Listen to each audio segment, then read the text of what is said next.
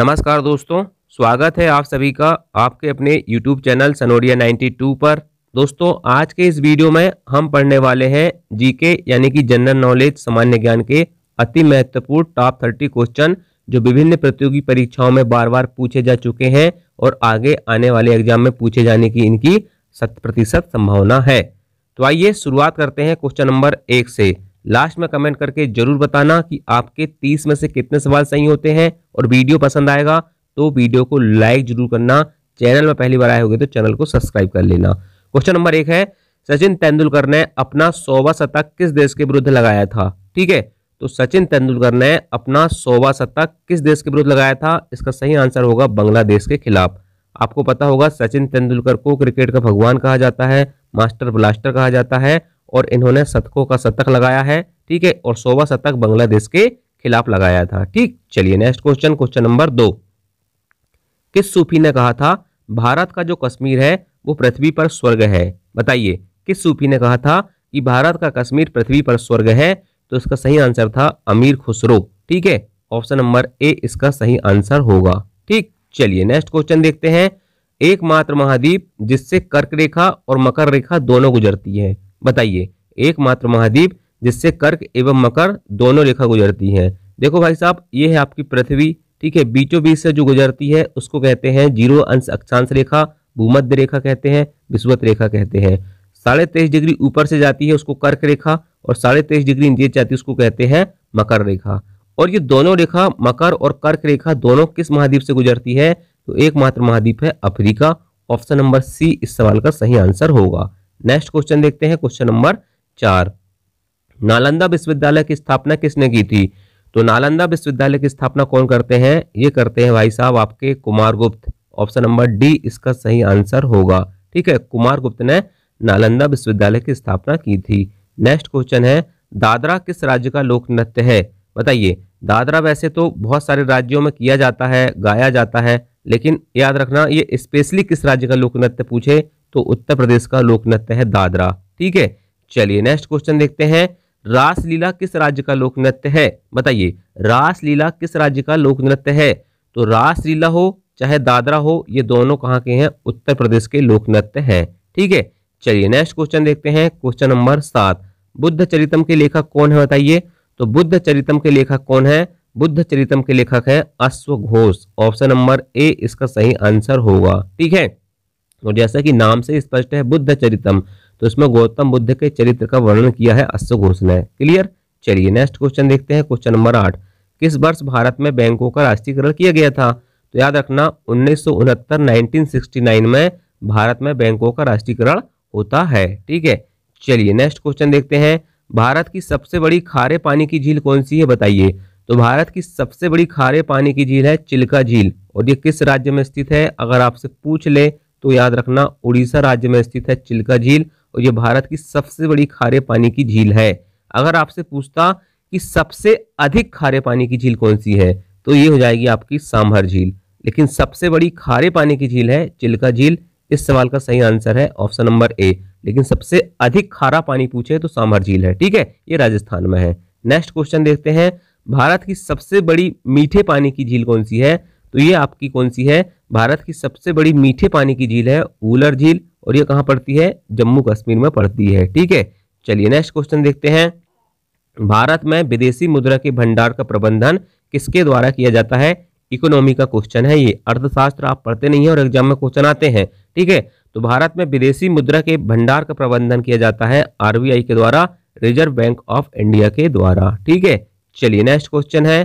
किस व्यक्ति ने 2 महत्वपूर्ण त्योहार गणेश उत्सव और शिवाजी उत्सव का आयोजन भारत में प्रारंभ किया था? ठीक है, बहुत ही इंपॉर्टेंट सवाल है। ठीक है, याद रखना दोस्तों, वैसे तो बहुत आसान सवाल भी है और बहुत सारे लोगों को पता भी होगा। गणेश उत्सव का जो प्रारंभ किया था वो किया था बाल गंगाधर तिलक ने। ठीक है, तो गणेश उत्सव के साथ साथ शिवाजी उत्सव, इन दोनों त्योहारों का जो आयोजन है भारत में किसने प्रारंभ किया था?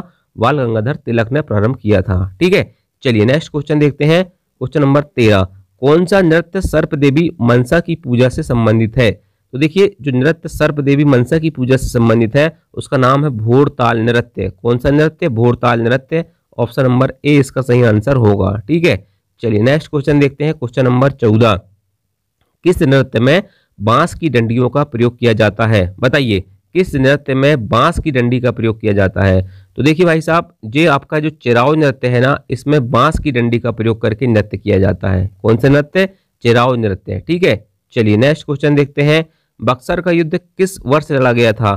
तो बक्सर का युद्ध लड़ा जाता है 1764 में। वहीं प्लासी की बात करते हैं हम, प्लासी का युद्ध 1757 में होता है और बक्सर का युद्ध 1764 में होता है। ठीक है, चलिए नेक्स्ट क्वेश्चन देखते हैं।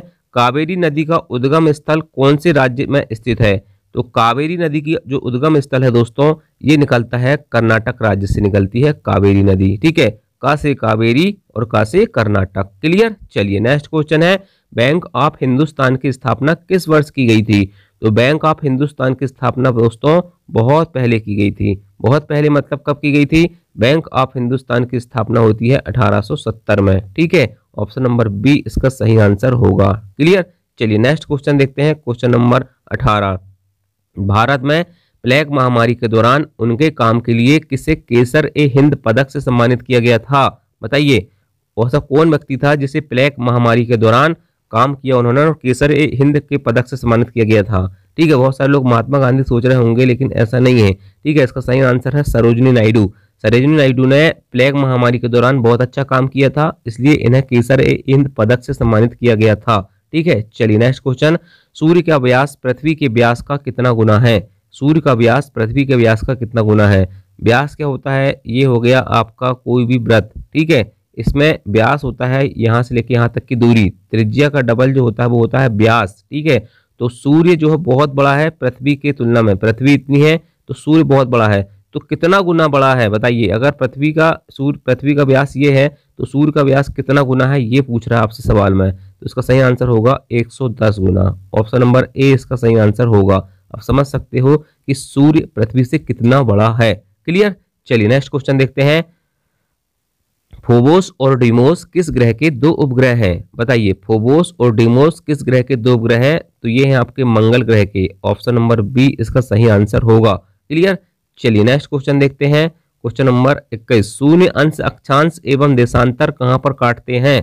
तो शून्य अंश अक्षांश एवं देशांतर काटते हैं अटलांटिक महासागर में।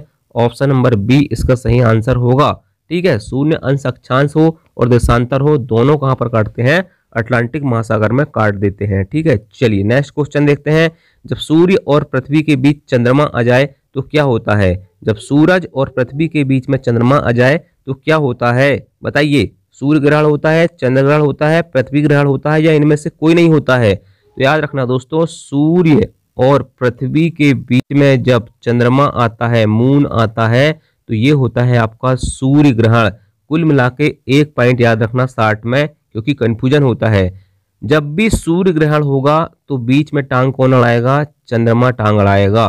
क्लियर, याद रखना। नेक्स्ट क्वेश्चन देखते हैं। जब सूर्य और चंद्रमा के बीच पृथ्वी आती है तो क्या होता है? जब सूर्य और चंद्रमा के बीच पृथ्वी आ जाए तो उस समय चंद्र ग्रहण होता है। ठीक है, पृथ्वी बीच में आएगी तो क्या होगा? चंद्र ग्रहण होगा। नेक्स्ट क्वेश्चन है। किस देश को वनों का देश कहा जाता है? तो कांगो। ऑप्शन नंबर बी इसका सही आंसर होगा। कांगो देश को वनों का देश कहा जाता है। ठीक है, ऑप्शन नंबर बी इसका सही आंसर होगा। खुरपाताल झील किस राज्य में स्थित है? तो खुरपाताल झील जो है किस राज्य में है? उत्तराखंड राज्य में है। ऑप्शन नंबर ए इसका सही आंसर होगा। खुरपाताल झील उत्तराखंड राज्य में स्थित है। नेक्स्ट क्वेश्चन है। अकबर के दरबार का प्रसिद्ध चित्रकार कौन था? तो अकबर के दरबार में जो प्रसिद्ध चित्रकार जो था, पेंटर जो था, वो था अब्दुल समद। ठीक है, ऑप्शन नंबर सी इसका सही आंसर होगा। अब्दुल समद जो था अकबर के दरबार का प्रसिद्ध चित्रकार था। नेक्स्ट क्वेश्चन है। किसके शासन काल को स्थापत्य कला का स्वर्ण युग कहा जाता है? तो याद रखना दोस्तों, जो शाहजहां था ना, ठीक है, जिसने ताजमहल बनवाया था, ठीक है, मुमताज बेगम की याद में, उसके समय को स्थापत्य कला का स्वर्णकाल कहा जाता है। और हिंदी साहित्य के स्वर्णकाल किसके समय को कहा जाता है? अकबर के समय को कहा जाता है। ठीक है, याद रखना। और चित्रकला का स्वर्णकाल जहांगीर के समय को कहा जाता है। ठीक है, चलिए सारी चीजें मैं पढ़ा चुका हूँ। जो रेगुलर वीडियो देखेगा भाई साहब वो महारथी बन जाएगा, और जो नहीं देखेगा वो जाके पछताएगा। आप यकीन करिए दोस्तों, आप कोई भी एग्जाम देंगे, ठीक है, आप कोई भी वनडे एग्जाम देंगे, ठीक है, तो आपको बता रहा हूं मैं, अगर आप रेगुलर वीडियो देखेंगे तो आपको यदि जीके के 20-25 क्वेश्चन आएंगे, जहां तक एग्जाम में 20 क्वेश्चन ही आते हैं, 20 में से आप दोस्तों आपको 10 क्वेश्चन सीधे सीधे आपसे एक नज़र बन जाएंगे। और जैसे जैसे हम वीडियो आगे बढ़ाते जाएंगे, हम क्वेश्चनों के लेवल भी बढ़ाते जाएंगे, ठीक है। और आपको दोस्तों सारे क्वेश्चन मेरे वीडियो से देखने को मिलेंगे, ठीक है। चलिए नेक्स्ट क्वेश्चन देखते हैं। लोकसभा के प्रथम अध्यक्ष कौन थे, बताइए। तो लोकसभा के प्रथम अध्यक्ष थे जीबी मावलंकर, गणेश वासुदेव मावलंकर। गणेश वासुदेव मावलंकर लोकसभा के प्रथम अध्यक्ष थे। नेक्स्ट क्वेश्चन है, लोकसभा के प्रथम उपाध्यक्ष कौन थे।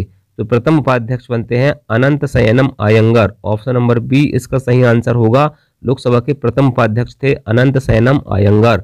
लास्ट क्वेश्चन है, आईपीएल, ठीक है, इंडियन प्रीमियर लीग, आईपीएल जो होता है ना, ठीक है, क्रिकेट का सट्टा, ठीक है, उसकी शुरुआत किस वर्ष हुई थी, बताइए। तो आईपीएल की शुरुआत होती है कब, 2008 में, ठीक है, 2008 में। ऑप्शन नंबर सी इसका सही आंसर होगा, ठीक। तो 30 में से कितने सवाल सही हुए हैं, ठीक है, आप कमेंट करके जरूर बताना, ठीक है। और लास्ट में आपसे 2 क्वेश्चन पूछता हूं मैं हमेशा। भारत में संविधान संशोधन की व्यवस्था किस देश से ली गई है या किस देश से प्रेरित है, और भारत में पहली बार संविधान संशोधन किस वर्ष किया गया था, ठीक है। ये 2 क्वेश्चन आपसे बनते हैं, तो कमेंट करके जरूर बताना। Thank you. जय हिंद, जय भारत।